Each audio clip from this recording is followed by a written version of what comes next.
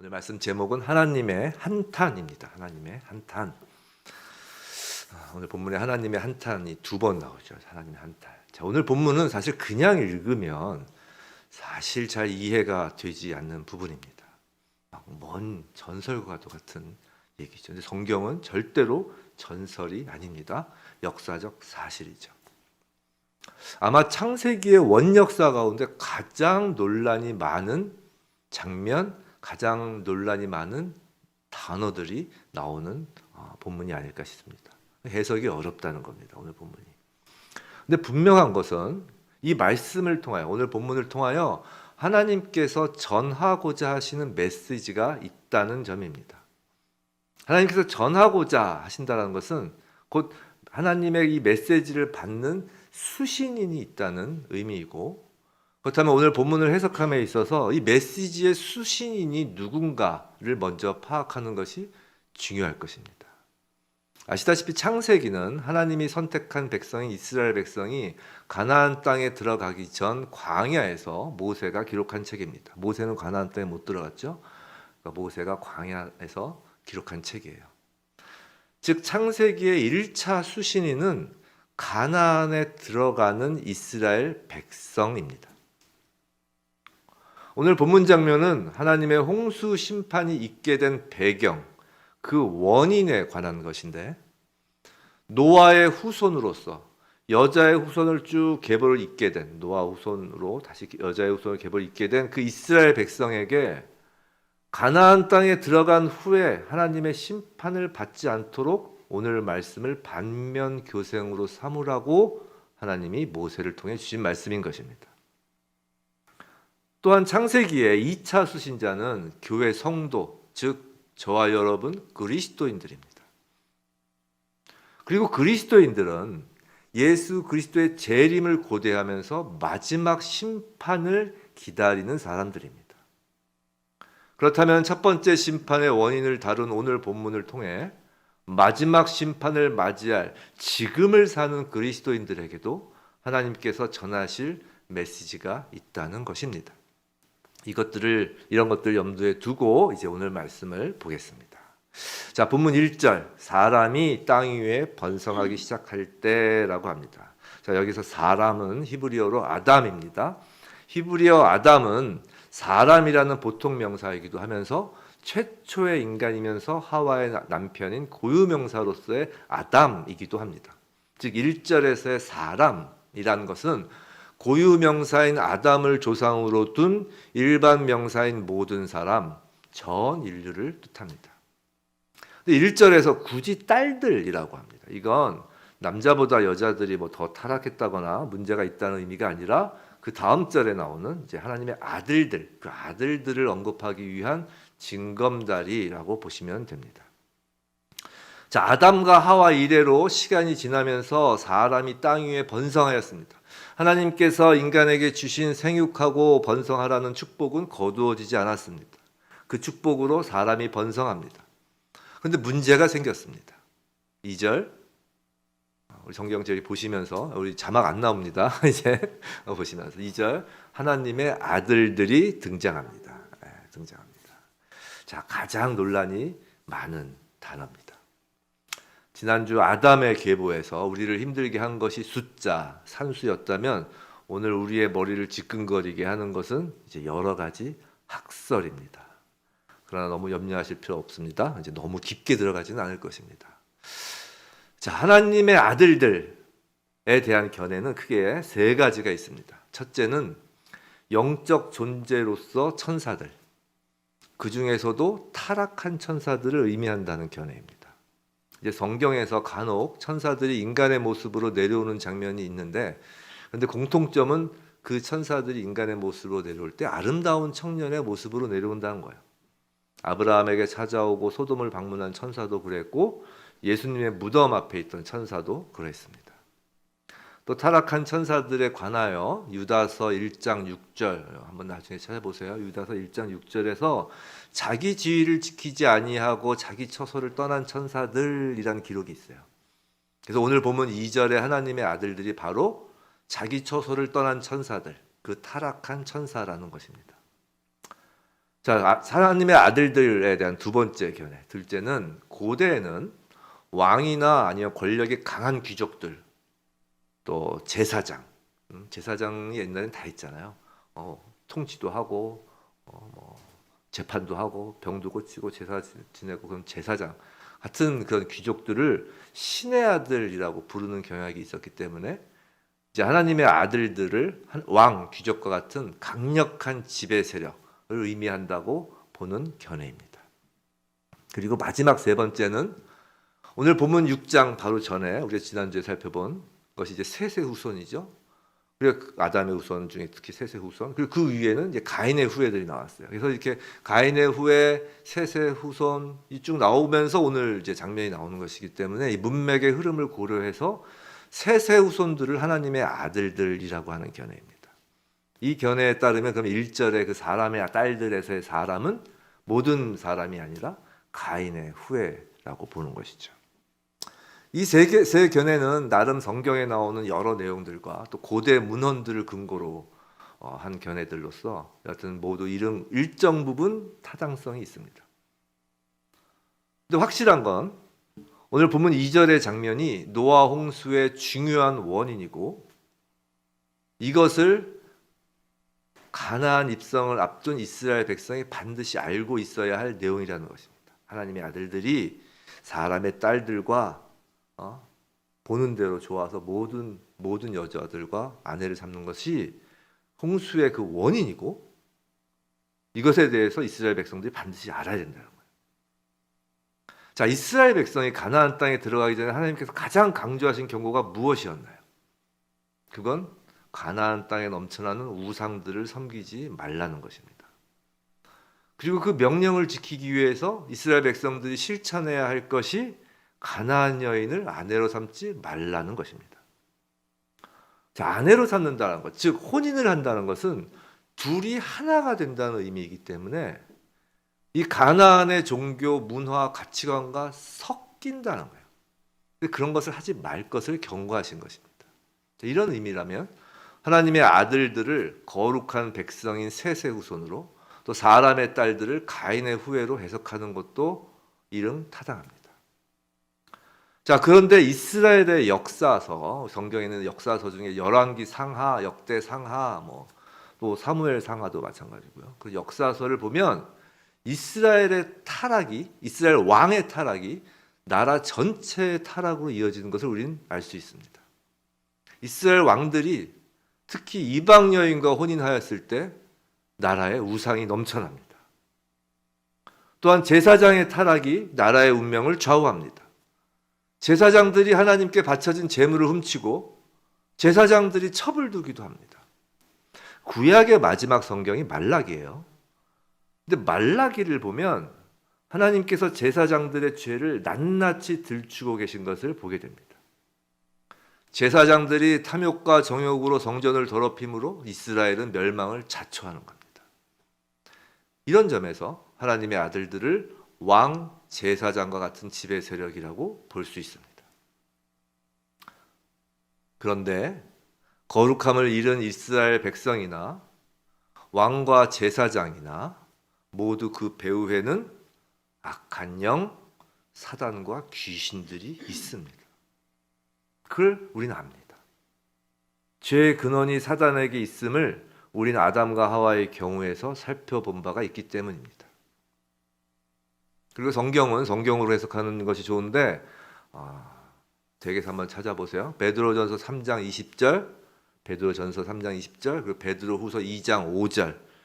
베드로의 입을 통해서, 기록을 통해서 노아 홍수에 관한 말씀을 하시는데 그 바로 앞절들, 즉 베드로전서 3장 아까 20절이었죠. 3장 19절.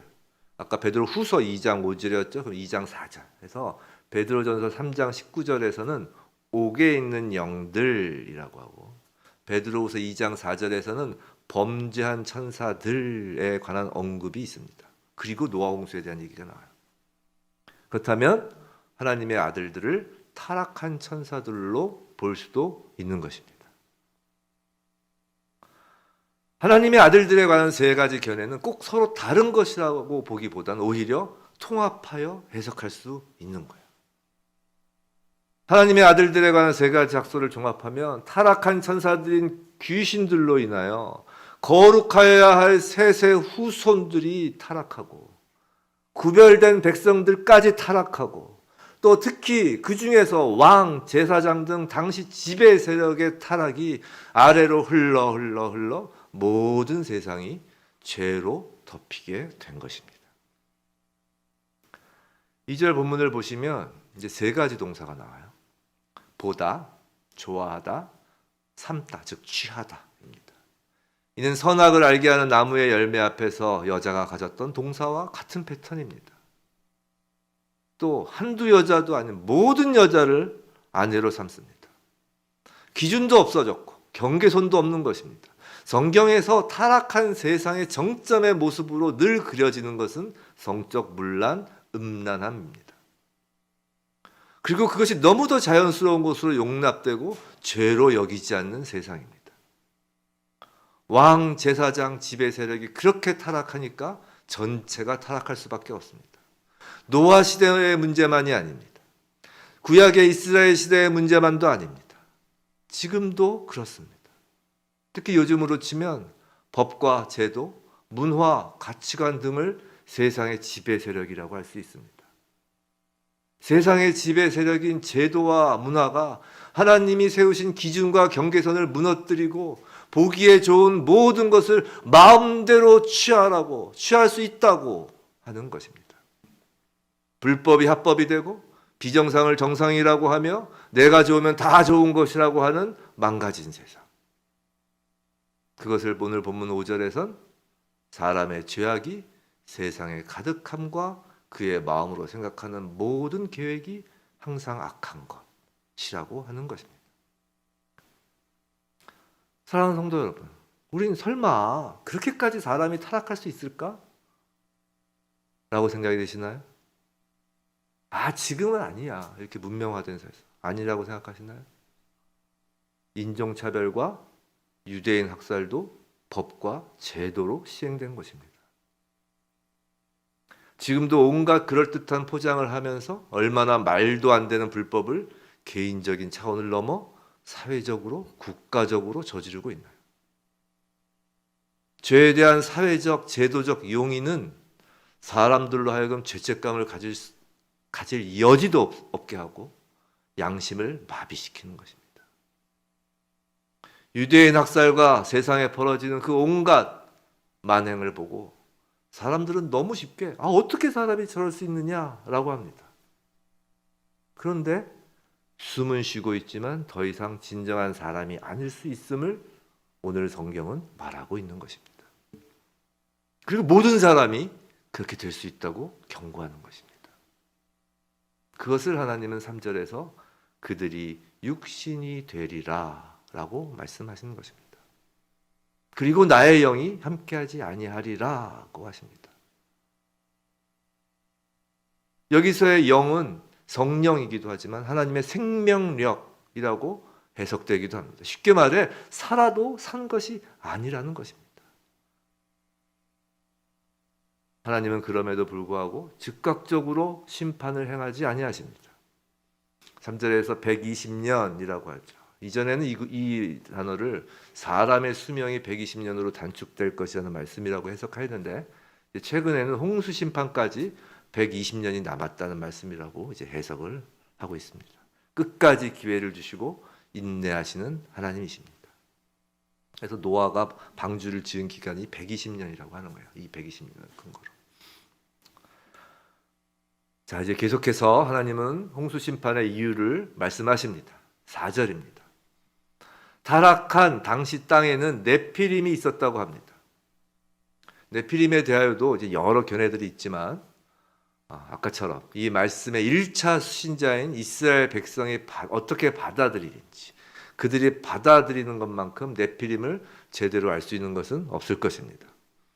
자, 가나안 땅에 들어갈 지금 출애굽 2세대 가나안 땅에 직접 들어간 이스라엘 백성들은 출애굽을 한 그 세대가 아니라 그 다음 세대죠. 그 2세대, 즉 광야 세대, 그들을 이제 광야 세대라고 하는데 그 광야 세대의 그 이스라엘 백성들은 네피림에 대한 두려움이 있습니다. 각인된 게 있는 거예요. 각인 이론이 있죠. 각인된 게 있어요. 두려움이 각인돼 있다고요. 왜냐하면 출애굽 1세대들이 가나안 땅에 들어가기 전에 가데스 바네아에서 12정탐꾼을 보내죠. 근데 그중에 10명의 정탐꾼들이 와서 뭐라고 했냐면 네피림의 후손이라고 칭해지던 그 아낙 자손의 거인들을 보고 스스로를 메뚜기 같다고 한 적이 있기 때문입니다. 그래서 40년을 온 거 아니에요. 이스라엘 백성들이. 바로 들어갈 수 있었던 거죠. 자, 아낙 자손 네피림은 하나님 백성들을 가로막아선 거대한 악을 대표합니다. 이스라엘 백성들의 하나님의 자녀들의 간담을 녹일 정도로 두려움을 준 대상입니다. 본문 4절에서 네피림은 하나님의 아들들이 사람의 딸들과 사이에서 낳은 자식이라고 하는데 악한 세상의 모습을 대변하는 것입니다. 용사라고 합니다. 명성이라고 합니다. 크고 강한 것, 드높은 이름, 사람들에게 두려움을 주는 거인과 같은 모습, 이것이 악이 지배하게 된 세상의 모습인 것입니다. 성도 여러분, 네피림은 먼 옛날의 이야기가 아닙니다. 멀리 있는 것이 아닙니다. 네피림은 언제나 있어 왔고 지금도 있습니다. 사단은 날마다 사람들의 귓전에 속삭입니다. 큰 인물이 되라고 합니다. 이름을 높이고 남기라고 합니다. 그렇게 강한 자가 되고 거인이 되어 자이언트가 되어 약한 자들을 두려움에 떨며 복종하게 하라고 합니다. 그것이 기쁨이라고 합니다. 그것이 자신의 영광이라고 합니다. 세세 후손들에게도 그 생각을 불어넣었습니다. 이스라엘의 왕과 제사장들에게도 그런 생각을 불어넣었습니다. 하나님의 영이 담겨야 사는 사람의 그 생각 속에 사단의 영, 귀신의 영만 가득 찼습니다. 항상 악할 뿐이라고 하십니다. 예수님은 세상을 통일하여 거인으로 우뚝 선 로마 시대에 오셨습니다.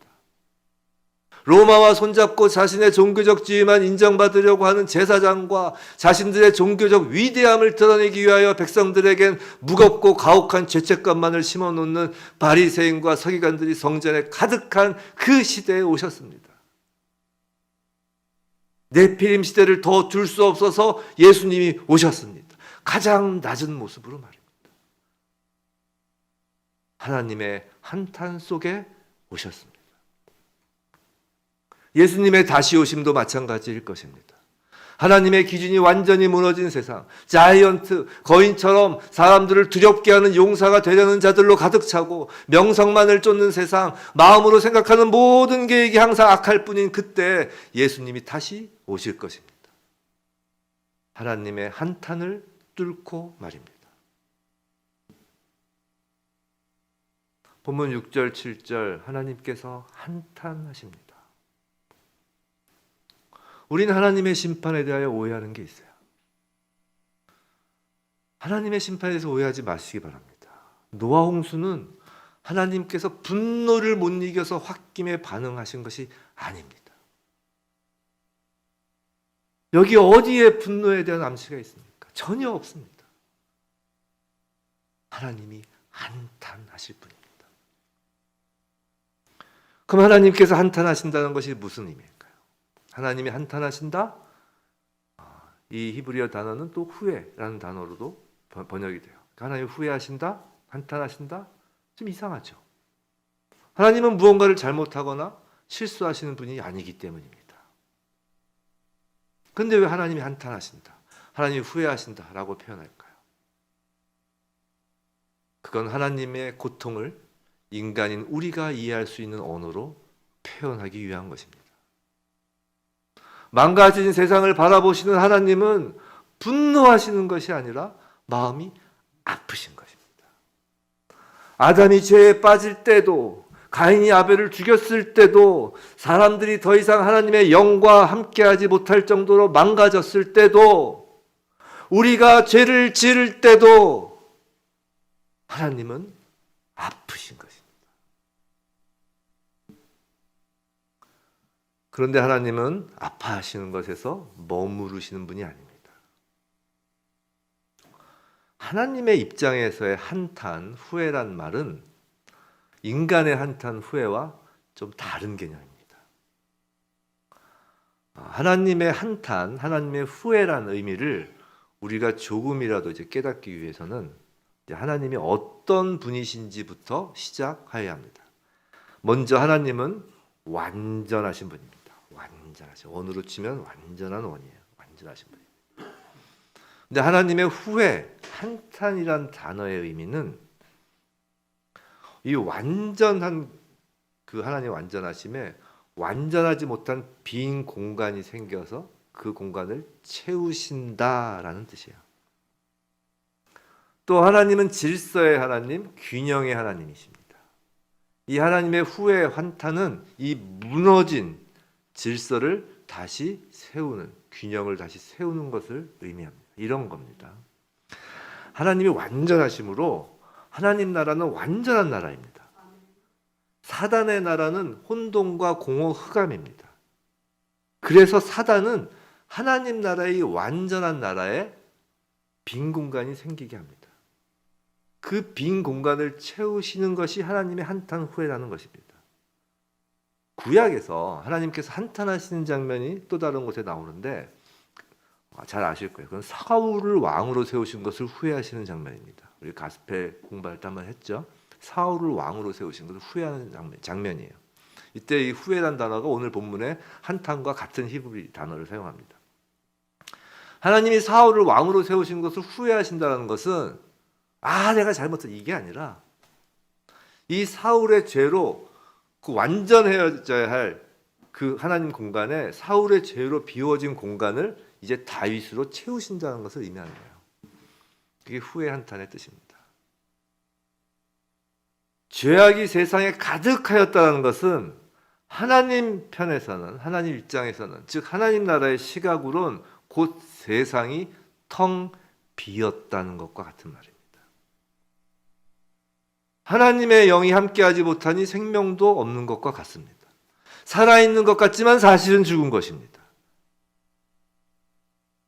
또한 사람은 피조세계를, 모든 피조세계를 대표합니다.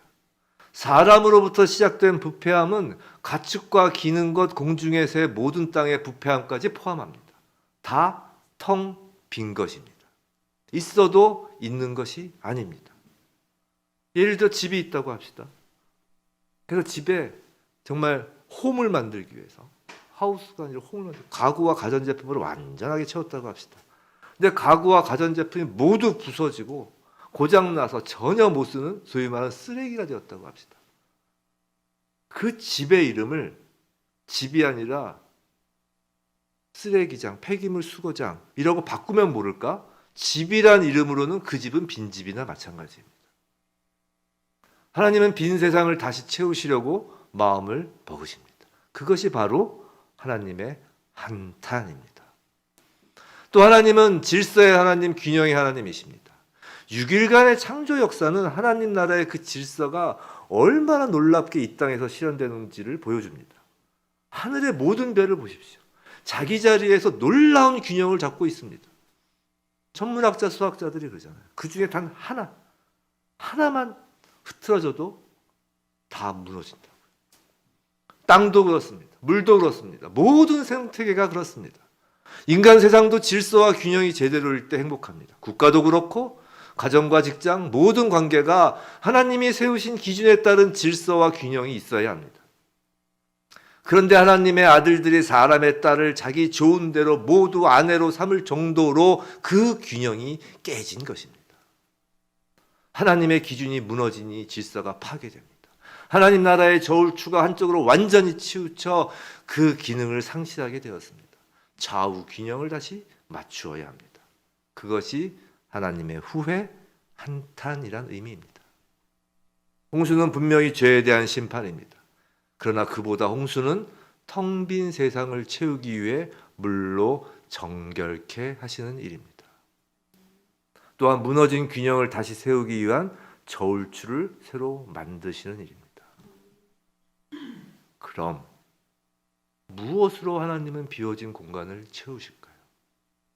무엇으로 다시 저울추의 균형을 맞추어 질서를 회복시키려고 할까요? 그건 8절 다름 아닌 은혜입니다.